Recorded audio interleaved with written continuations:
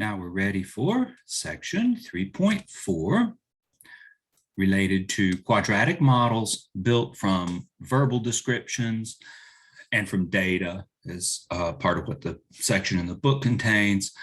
We'll build quadratic models from verbal descriptions, word problems, in the setting of quadratic models.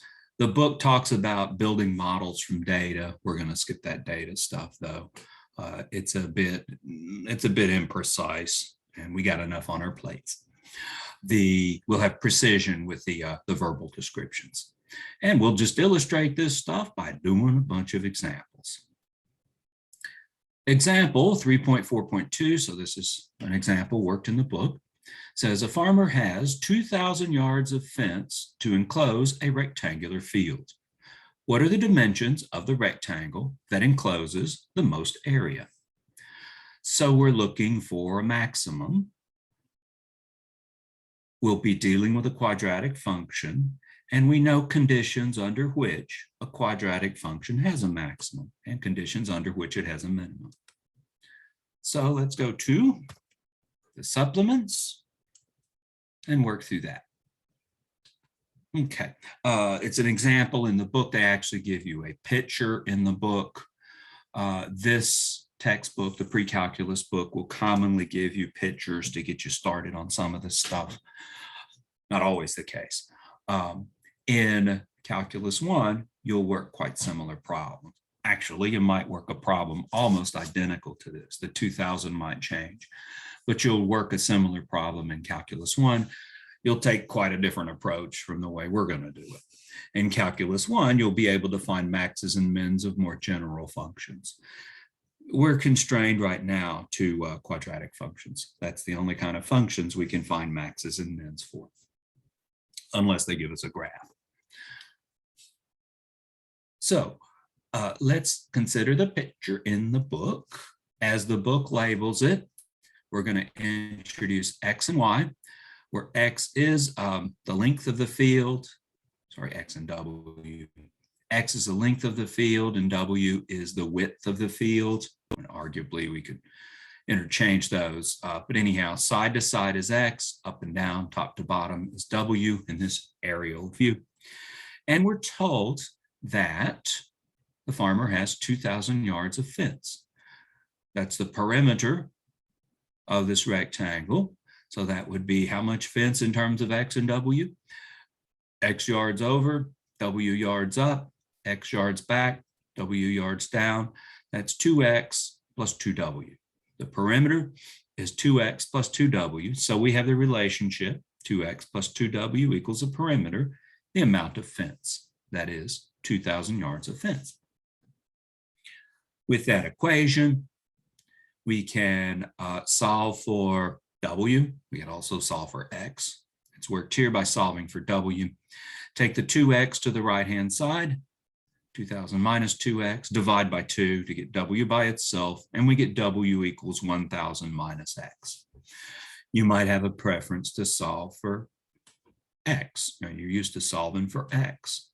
Go right ahead. My angle on this is, well, I like X too. So let's solve for W and eliminate W and do everything in terms of X. Now we've got W in terms of X.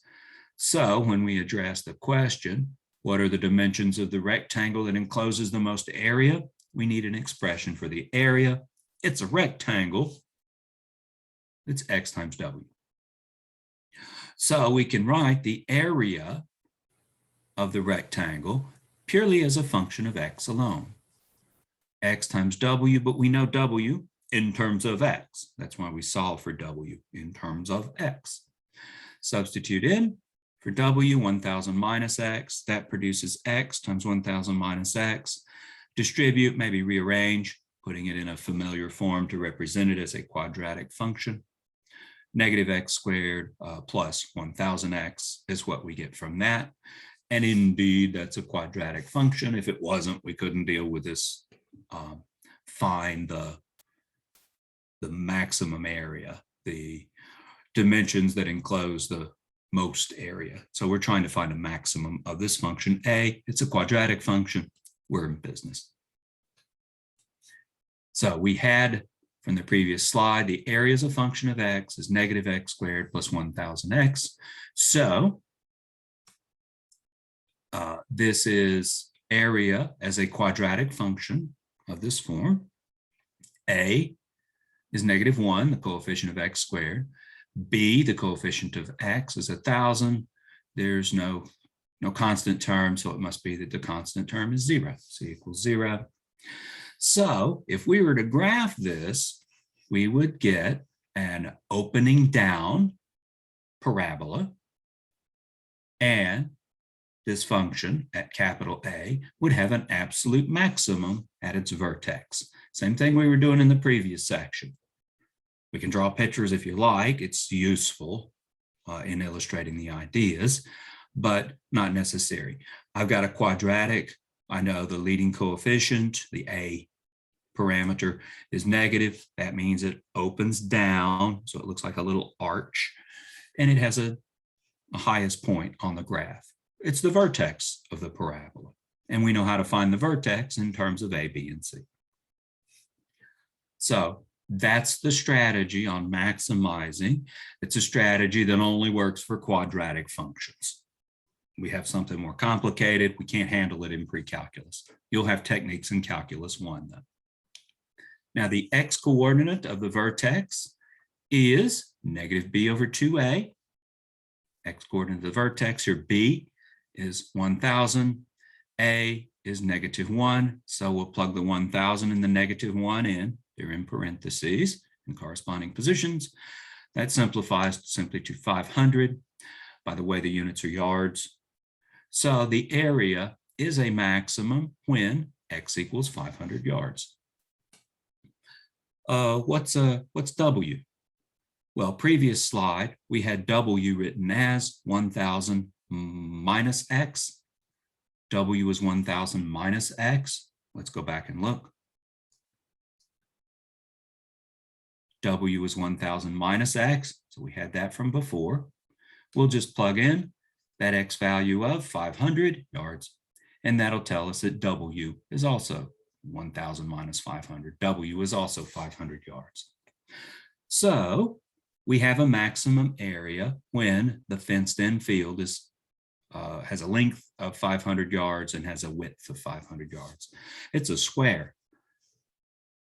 That's not a coincidence. If we had any perimeter of fence and we wanted to create a rectangular field and maximize the area, we would do so by making a square. You'd make the width and the height the same value. So the maximum rectangular area for a given perimeter, it turns out, is a square.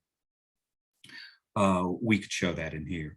We could show it in general. It's the same technique that we've used here. We might just have a perimeter P instead of a perimeter of, 2,000 yards in that case. But the technique would be the same to show the largest area rectangle for a given perimeter is a square. Something we can't show, something you can't show with just the calculus sequence you'll take either. If we didn't have the constraint of it being a rectangle, we just said, here's some fencing, fence in a field of maximum area. It might not surprise you. The answer would be you do a circular field.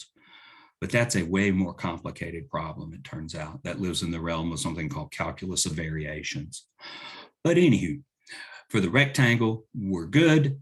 We needed it to be a rectangle because that was involved in the creation of a quadratic function. So we need something that involves quadratic functions because that's what we know. They didn't ask this explicitly. They asked for the dimensions of the fields, but let's draw a picture of a graph at least. And what happens when you plug 500, say x equals 500 in? We had area as a function of x, so we put a 500 there and there. The area when x equals 500, that is the maximum area, would be -500 squared plus 1000 times 500. Crunch through those numbers, you'll get 250,000. The units will be square yards. It's an area, and we're measuring lengths in yards. In fact, the graph I mentioned, because it's in the book, is figure 26. This is the graph of area as a function of that parameter x. Oh, by the way, what's the domain of that function? Well, it's only meaningful to have positive links. Arguably, link 0 is meaningful as well. And the x parameter has to be between 0 and 1,000, it looks like from this little picture. And that makes sense. If x equals 0, you took that fence and you used it all in the w dimensions. You used w equals 1,000. You want 1,000 up and 1,000 back down and 0 wide. You didn't fence any area in. When x equals 1,000, we had a field that was 1,000 units from side to side. We ran the fencing 1,000 yards over, turned around and came right back, and didn't give it any w value. W was 0. And so we had an area of 0.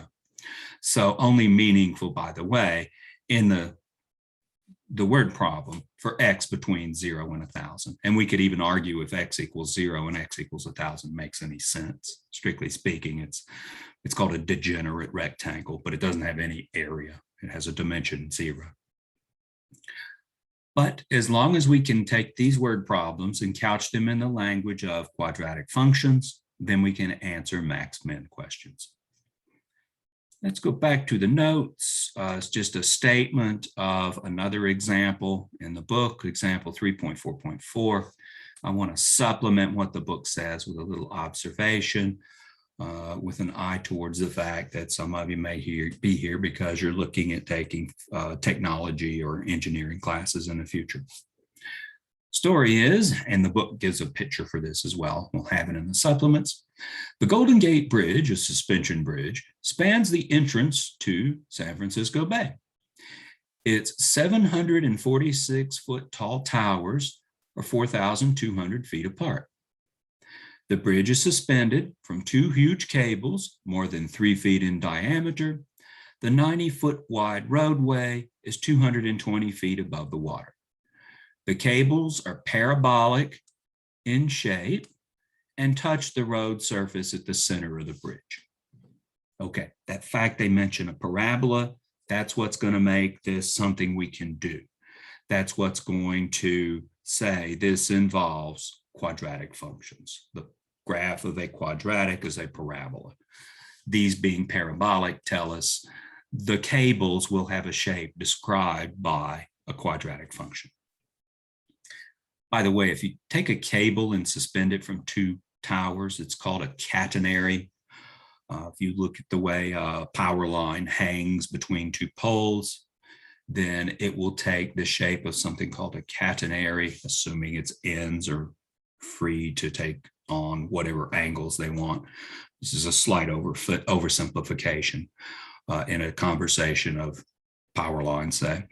But power lines don't hang in parabolic shapes. It turns out they hang in a somewhat different shape. This is something you would explore in Applied Mechanics 1.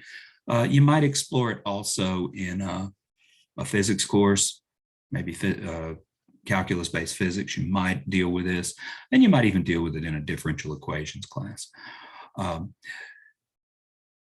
We don't get parabolas for free hanging cables.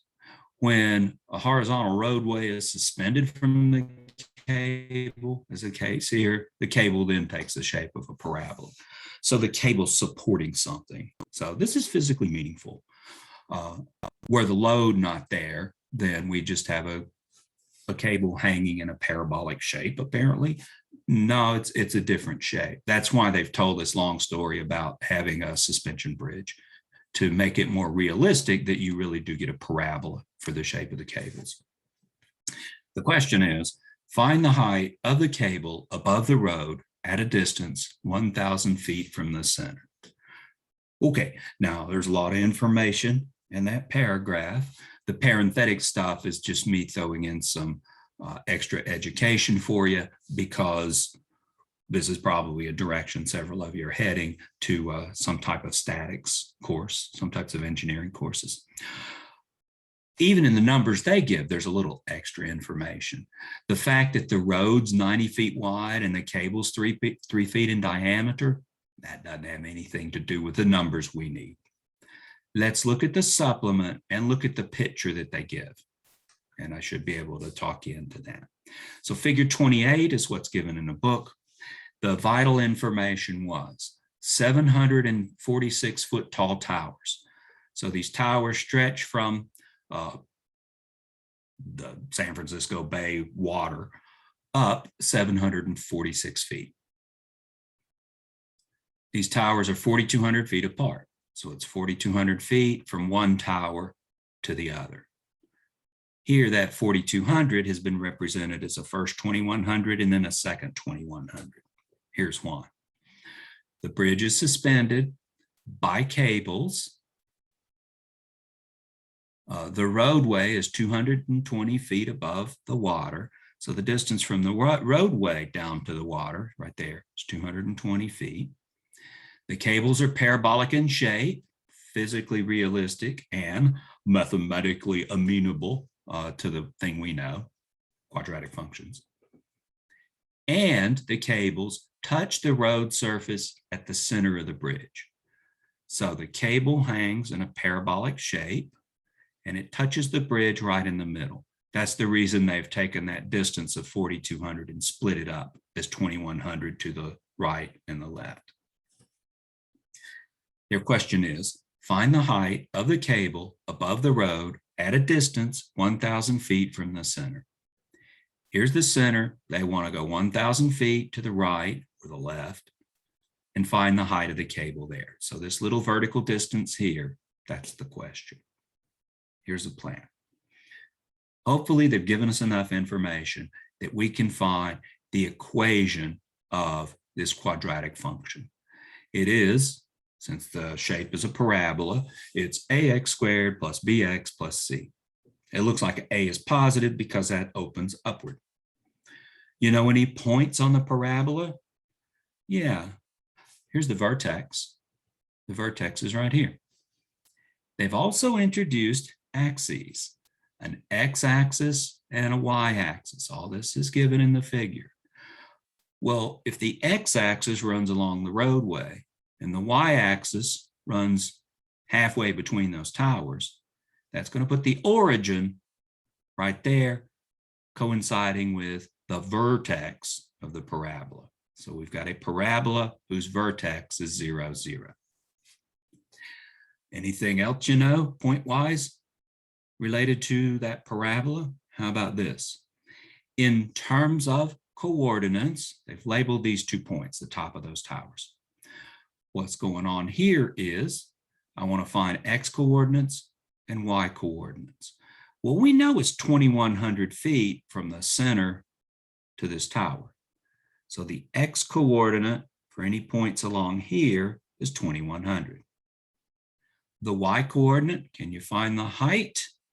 Yeah, remember, the tower is 746 feet from the sea level, the water level. And also you were told that the roadway is 220 feet above the water. So 746 feet from the water to the top of the tower, 220 feet from the water to the roadbed. Well, then how far is it from the roadbed to the top of the tower? That's what we're interested in when we want to measure y coordinates. Well, that'd be 746 minus the 220 here would be 526. Subtract 220, this distance, from the total distance of 746, and you're left with this distance here is 526. That's a distance that matters because that's a coordinate of a point. So in terms of x and y, this point is x is 2,100 and y is 526 for the reasons just explained. And they gave you all this information in the picture, but it's all consistent. So based on all that information, really based on the information that we have an opening upward parabola with 0, 0 as its vertex, and the point 2,100, 526 is a point on that parabola, I think that's all we need to find the equation of the parabola. Oh, over here you've got negative 2,100, 526. Is that useful? not particularly, because I know this parabola is symmetric with respect to the y-axis. So this information in that sense is redundant with this information. Though I could use this information instead of that information, doesn't matter. All right, so one thing we want to do is find the equation for the parabola, and then they want to know when x equals 1,000, what's the height of the cable? So how far, what is that distance right there with a little question mark? Well, we'll have a formula, a function that relates height of the cable to the x values, and we'll simply plug 1,000 into that. Well, that's the big strategy in the big picture. Let's do the work. Okay, cable forms a parabola, so the function that describes the shape of that parabola must be a quadratic function of the form ax squared plus bx plus c. We'll use the x and y axes introduced in the book. Notice the low point on the cable, the center of the cable, is the origin. Well, for ax squared plus bx plus c, the vertex occurs with an x value of negative b over 2a. In this case, the vertex occurs at the point 0, 0. So taking big advantage of the vertex is at the origin of this system. Well, the x coordinate of the vertex is negative b over 2a. Let's not worry about the y coordinate just yet. Negative b over 2a, that must equal 0 because the x coordinate of the vertex is 0. It's this first 0, the x coordinate. Well, the only way negative b divided by 2a can equal 0 is if b equals 0, if the numerator equals 0. No concerns about a being 0, is there? Now, if a was 0, we wouldn't have a quadratic function. We'd have a linear function. So a must be non-zero. So we're good. And the fact that the x coordinate of the vertex, negative b over 2a, is 0 tells us that b must be 0. Okay, so we'll lose that. The y-intercept is what we get by plugging in x equals 0. If you plug in x equals 0 to the function, you get out c. But the y-intercept is also 0. When x is 0, y is 0, or f of x is 0. It passes through the origin. Plug 0 in, we get c plus 0 plus 0. And we must get 0 out because of that 0 there. And we draw the conclusion that c is also 0. So b and c are 0. And all that came out of the fact that the parabola has its vertex at the origin. We use the fact that the x coordinate is 0 to find b, and the fact that the y coordinate is 0 to find c. So b and c are 0. This function, f of x, must be of the form ax squared for some a, some positive a because it opens upward. Okay? So very quickly, things simplified. The only thing we don't know now is a. What information have we used and what information haven't we used? We got to this point entirely based on the fact that the vertex is at 0, 0. You know any other points on the parabola? Yeah, this 2100, 526 point. So let's use that. We're given that the points negative 2100, 526, and positive 2100, 526 are on the graph of f. So let's use that to find a. Let's use the positive one. It doesn't matter. And we get f of 2100. We want that to equal 526. When we plug 2100 in for x in the function, we'll get a times 2100 squared. If you use the negative one, we'd have a times negative 2100 squared. And the square would absorb the negative sign. That's coming out of the symmetry that we have.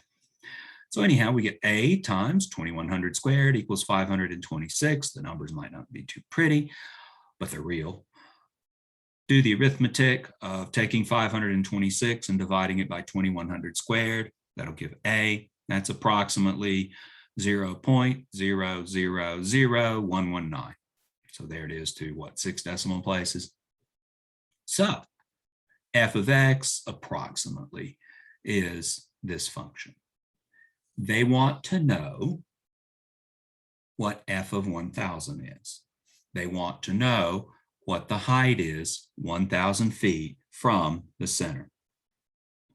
We could go to the right as drawn here. We could also go to the left. It shouldn't matter because we've got the symmetry in terms of the height.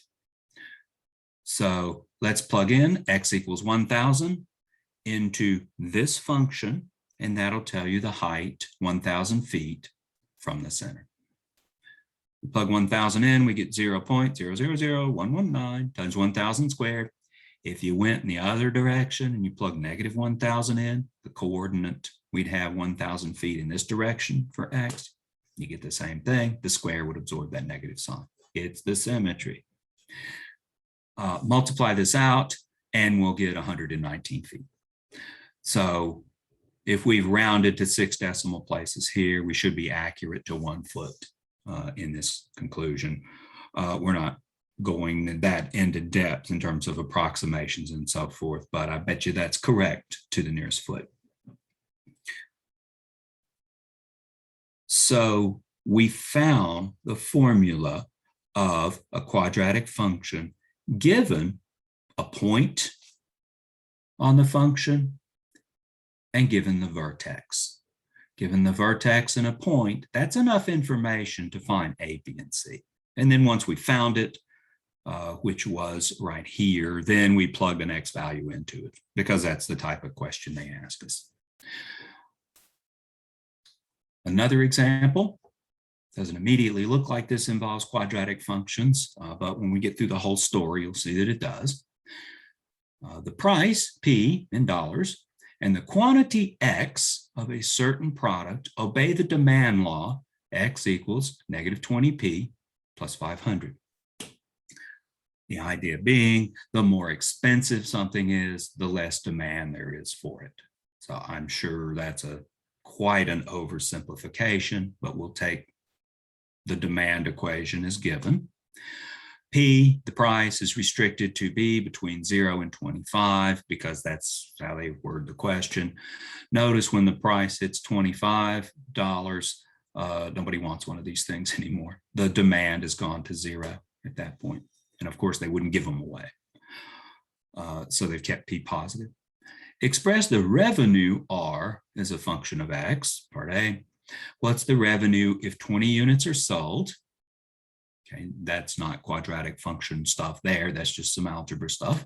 Part C, what quantity X maximizes the revenue and what is the maximum revenue? Maximizes. That must involve the quadratic function stuff. It does, as we'll see. And part D, what price should the company charge to maximize the revenue?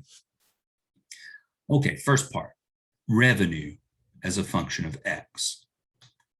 Well, a price P dollars for an item of which we sell X units yields a revenue, the money taken in, of P times X.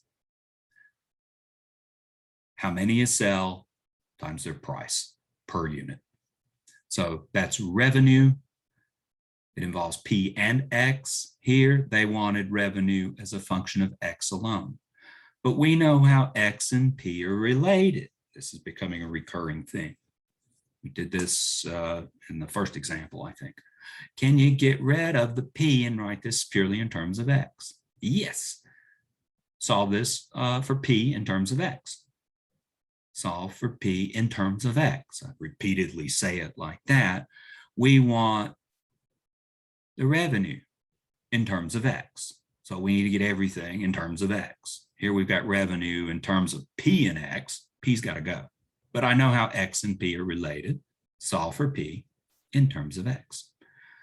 So move some things around. We get positive 20P equals 500 minus X. Taking this to the left and taking the X to the right to produce that. Divide through by 20. And that will give P in terms of X as this quantity. 20 goes into 500 25 times. And then we're left with negative X over 20. So substitute for P, this expression in terms of X in the revenue. Revenue is P times X, and P is this thing here. Make that substitution. That produces the revenue function distributing of 25X minus X squared over 20. It's revenue, it's dollars. So there's the revenue function, and indeed, it's a quadratic function. So that's why we're talking about this stuff. Part B, what is the revenue if 20 units are sold? That's R of 20. 20 units are sold. The number of units sold is represented by X. So we'll take X equals 20. Plug that into the revenue function. That's 25 times 20. Substituting in for this X minus X squared minus 20 squared divided by 20. Crunch the numbers. That's so what's that? 500 minus 20. You can do some simplifying there. 500 minus 20 is 480. It's revenue, and so the units are dollars. Part C, what quantity X maximizes the revenue? All right, we got the revenue function right here. It's a quadratic function. We'll talk about A, B, and C. Here's the revenue function. Again, we've got A, so it's simply written in a different order. We've got A, the coefficient of X squared is -1 over 20. We've got B is 25, and we've got C is 0. Since there's nothing added, 0 is added. Since A is negative, -1 over 20, then this is an opening downward parabola when we graph it. If it opens down, it looks like a little arch, and it has a highest point on the graph of that function. That is, R has a maximum, and that maximum occurs at the vertex. And we can find the vertex of a quadratic function. B equals 25, we had observed. So the vertex has X coordinate, -b over 2a, as always. B is 25, we'll plug that in. A is -1 over 20. Okay, we'll plug that in.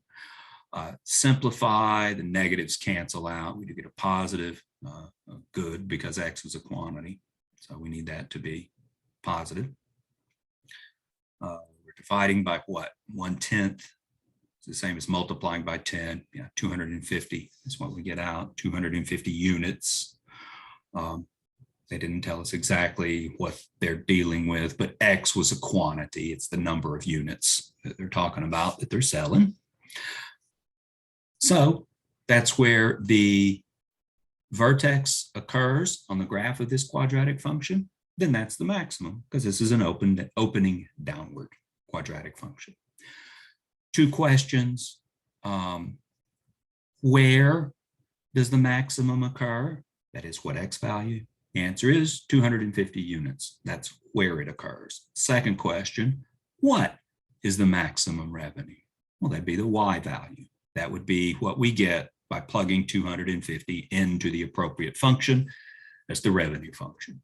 So we'll go back to the revenue function and find the value when X equals 250 by putting a 250 there and a 250 there. Substituting in, it's indicated with those 2 pairs of parentheses. Do the arithmetic and you'll get 3,125. Revenue, that's dollars. As it says, price was dollars, so revenue will be in terms of dollars as well. And the maximum revenue is, I guess, $3,125. 2 questions. Where is there a maximum in revenue? And what is the maximum revenue? It's an X question and a Y question. An X, f of X question. Well, X, R of X in this case, since the function is R. What price should the company charge to maximize revenue? Okay, X was the quantity, and it was 250. They want the price, they want P. We had P and X related by this equation up here. We solved this equation for P on the previous page. Look at the previous slide. We had P equals 25 minus X over 20. Part A, the answer to part A. So we get a maximum when x equals 250 units sold. So we'll plug 250 in for x. In so doing, we get 25 minus 250 divided by 20, turns out to be $12.50, $12.50. Remember, this is a price, and price is measured in dollars. So once we had the x value, we could find the p-value because we knew a relationship between price and quantity as given originally by the so-called demand function. So there's the price that maximizes revenue. You run a business, you want to maximize revenue. Actually, you want to maximize profit. Right, so the cost of producing X units would be relevant, maybe in a more elaborate question. They've asked you what they've asked you, of course, because it can be couched in the language of quadratic functions, and that's the stuff we know. All right, one that's a bit more geometric. You'll see things like this for sure in Calculus 1. Let's work our way through the story. A Norman window has the shape of a rectangle surmounted by a semicircle of diameter equal to the width of the rectangle. Okay, here's the rectangle, and there's the semicircular part on top. If the perimeter of the window is 20 feet, so the distance all the way around the window is 20 feet, so it's part rectangle, part semicircle. Perimeter is 20 feet. What dimensions will admit the most light? That is, maximize the area of the window.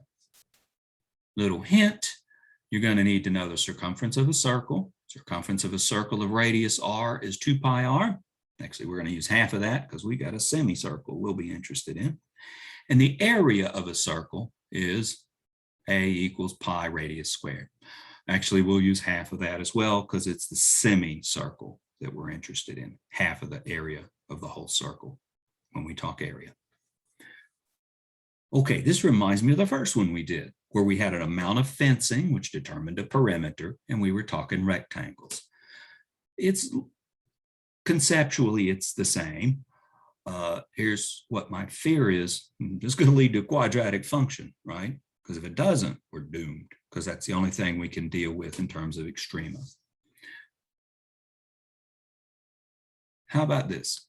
Let's draw a schematic. We'll do that on the next slide. Label the radius of the semicircle as r. The height of the rectangular part of the window is h. So we'll have r here, h here, as given in the schematic diagram. So we'll label this as r, and this is h. We could label this, I guess, as w, but wait. If this is the radius of the semicircle, then the diameter of the semicircle is 2r.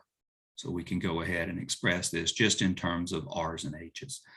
I know if we use r up here, we get 2r down here for the width of the rectangular part. Okay, it's the area of this thing we're interested in.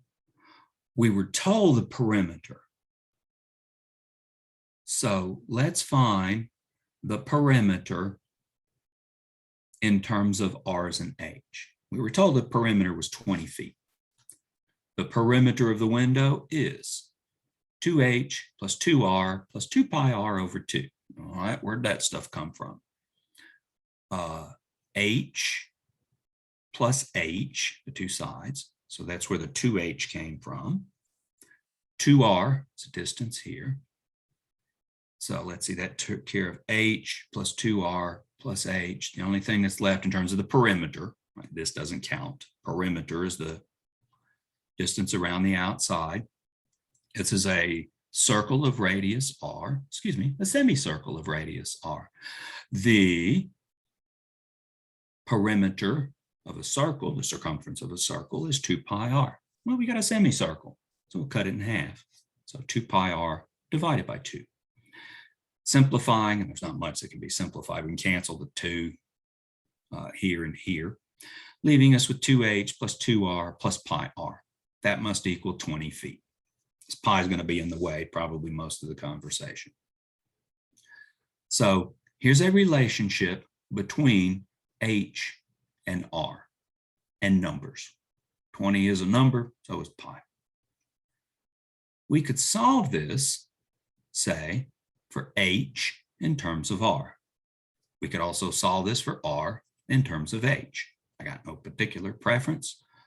Well, I do now because I've typeset it by solving for h. So let's solve for h. We'll take the 2r to the other side and the pi r to the other side. That'll leave us with 2h equals 20 minus 2r minus pi r. Divide the 2 out, and that will produce this, doing the algebra somewhat quickly. So we get h in terms of r as expressed here. Let's simplify that. 2 goes into 20 10 times. I can cancel the 2 with this -2 to produce a -1. I'm stuck with a 2 in the denominator, and the pi r. But here's height in terms of radius. I wanted a relationship between h and r. I want to eliminate either h or r. Since we've solved for h, here comes my terminology again. In terms of r, I guess we'll be doing the area in terms of r and do everything in terms of r. You want to do it in terms of h, you go right ahead. The area of the window is, let's see, area would be h times 2r, right? H times 2r, that'd be the area of the rectangular part plus the area of the semicircle. Semicircle of radius r, the circle of radius r has area pi r squared. We got half of that semicircle. So we got pi r squared over 2. There's the area in terms of h and r. I don't want it in terms of h and r. I want it in terms of just one variable. Well, we know h in terms of r, so we can eliminate that h right there. This can be simplified just a wee bit as 2rh, moving some things around here, pi r squared over 2, really just drop the parentheses on the second term. But wait a second, we know h in terms of r. H equals this. So we're going to replace this h with this stuff here. Substituting in, that produces this thing here. You like that? Yeah, that's the area in terms of r in numbers. I don't like the form of it, so let's simplify it a little bit. Fingers crossed, it's a quadratic function, because that's what we're talking about. So let's distribute 2r times 10 would give us 20r. 2r times -r would give us minus 2r squared. 2r times negative pi r over 2. At least the 2's cancel. That will leave us with what? Pi r squared, right? Pi r squared, negative pi r squared. And then we've got the pi r squared over 2 expression over on the right-hand side of previous part. We can combine a little bit of stuff. Let's see, we've got, how about this? We've got pi r squared over 2 minus pi r squared. That'll leave us with a negative pi r squared over 2, a negative pi r squared over 2. So combining these two terms produces negative pi r squared over 2.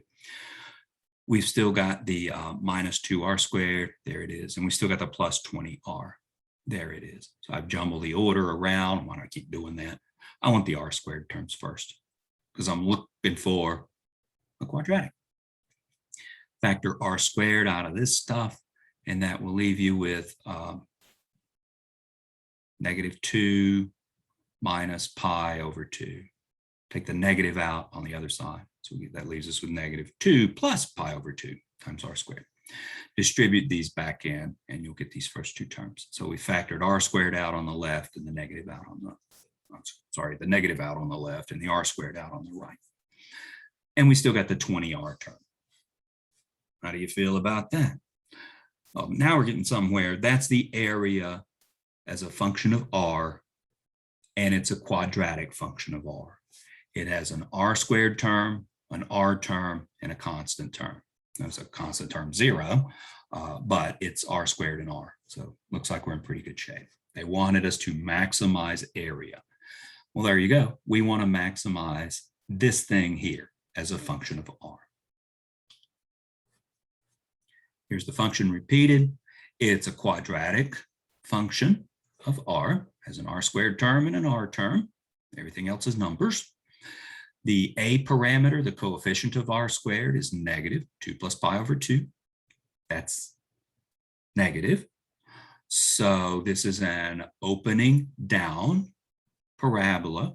When we graph it, opening down, that has a vertex as the highest point on the curve.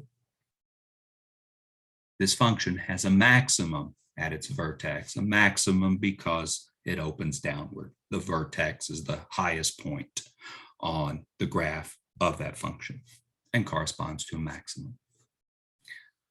Okay, that's good because we were looking for a maximum. We need to find the coordinates. Okay, a little bit trickier. We've got not x as a variable, but r as a variable. It's conceptually the same thing. It's the input value, corresponds to x if you like. So the vertex has our coordinate of negative b over 2a, as always, x coordinate of the vertex. Here we've got b is 20. Guess we didn't explicitly say that, but b is the coefficient of r. So we got b is 20. A is this stuff here. So we get negative 20 over 2a, this stuff here. Cleaning it up a little bit, distribute and whatever is appropriate to simplify, we get 20 over 4 plus pi. I guess all we really did was take care of the negative signs and distribute the 2. Distributing the 2 would give us a 4 and then some cancellation. Yeah, 4 plus pi in the denominator. There's the r value, and that will produce a maximum of area. I think they said they wanted the dimensions, right? The dimensions was the question. Find the dimensions that maximize area. Well, we found the value of h as given. What about the value of the width? They wanted the width out of this. But we had, from our picture and relations with the perimeter, that h equals 10 minus r minus pi r over 2. Maybe we'll go back and look at that. We had this relationship between h and r. Also, remember the width was 2r? Let's go back and find those two pieces of information. So backtracking, I'm looking for a formula and a picture. Here's the formula. H equals 10 minus r minus pi r over 2. Yeah, there's a relationship between h and r. The width of the window, we represented by 2r. We could have represented it by w and then gone through and done additional manipulations. But this is the width that we'll need when we express it in terms of height and width. All right, so we had h determined by this.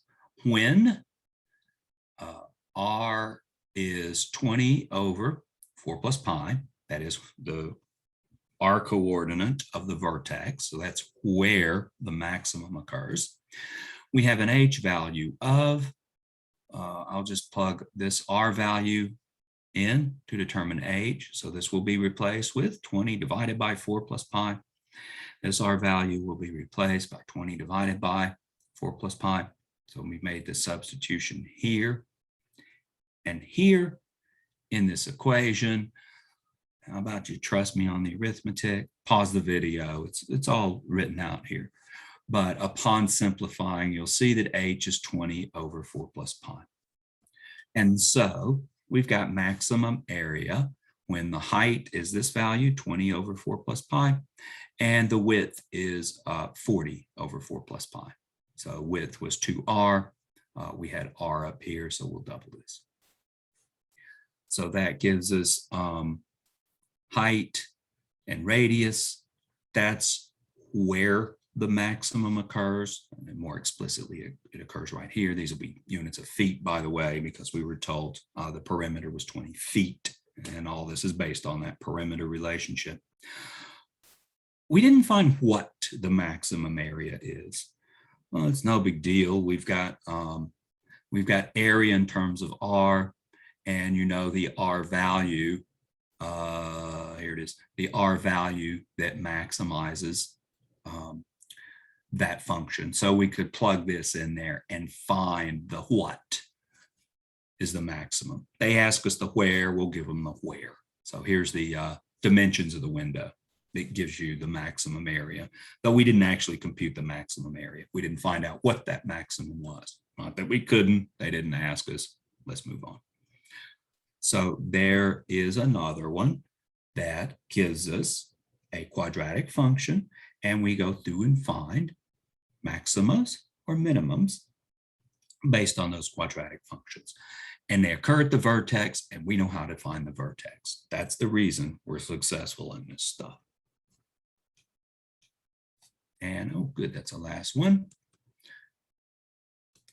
So that completes this section on quadratic models. We got one section left. It's another one where we'll just go through and work several examples in section 3.5, and that'll wipe out chapter 3. So have a nice day. I'll see you in section 3.5 here in a while.